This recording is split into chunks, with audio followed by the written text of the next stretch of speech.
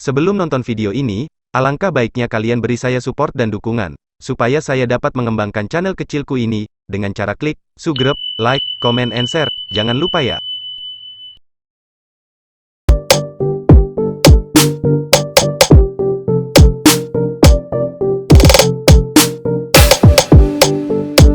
Nurhayati, Kaur Keuangan Desa Citemu, Kecamatan Mundu, Kabupaten Cirebon dikabarkan jatuh sakit dan dirawat di Rumah Sakit Pelabuhan Cirebon, diduga mengalami tekanan psikologis setelah ditetapkan sebagai tersangka korupsi, kasus yang ia laporkan sendiri.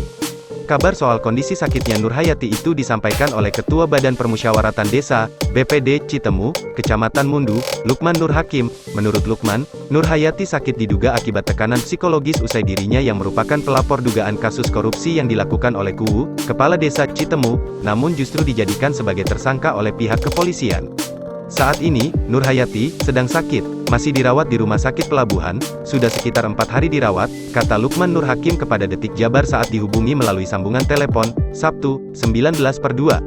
Pasca Nurhayati ditetapkan sebagai tersangka dalam kasus korupsi yang dilakukan oleh KUU Citemu inisial S, beban psikologis turut dirasakan oleh keluarganya, termasuk juga dirasakan oleh kedua anaknya yang masih kecil.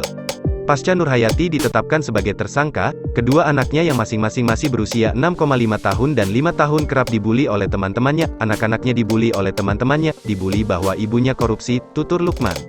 Diberitakan sebelumnya, Nurhayati, seorang ibu yang mengaku sebagai Kaur Keuangan Desa Citemu, Kecamatan Mundu, Kabupaten Cirebon mengaku diperlakukan tidak adil. Ia mengaku melaporkan kasus korupsi yang dilakukan kepala desanya inisial S namun malah berujung jadi tersangka. Kasus yang menimpa Nurhayati menjadi viral setelah dia meluapkan curhatannya dalam sebuah video dan tersebar di sejumlah grup aplikasi WhatsApp maupun media sosial. Dalam video berdurasi pukul 2.51 menit itu, Nurhayati mengaku kecewa karena dirinya yang semula menjadi pelapor dalam kasus korupsi yang dilakukan KUU Citemu justru dijadikan sebagai tersangka oleh pihak kepolisian. Menanggapi hal tersebut, Kapolres Cirebon Kota, AKBP M. Fahri Siregar mengungkap alasan ditetapkannya Nurhayati sebagai tersangka. Menurut Fahri, Nurhayati ditetapkan sebagai tersangka karena dianggap turut terlibat dalam kasus korupsi penggunaan FDes tahun anggaran 2018, 2019, dan 2020 yang dilakukan oleh S hingga menyebabkan kerugian negara sekitar 800 juta rupiah. Meski sampai saat ini diakui Fahri pihaknya belum menemukan bukti jika Nurhayati telah menikmati uang dari hasil korupsi tersebut, namun dalam hal ini yang bersangkutan dianggap telah melanggar pasal 66 Permendagri nomor 20 tahun 2018 yang mengatur terkait masalah tata kelola regulasi dan sistem administrasi keuangan.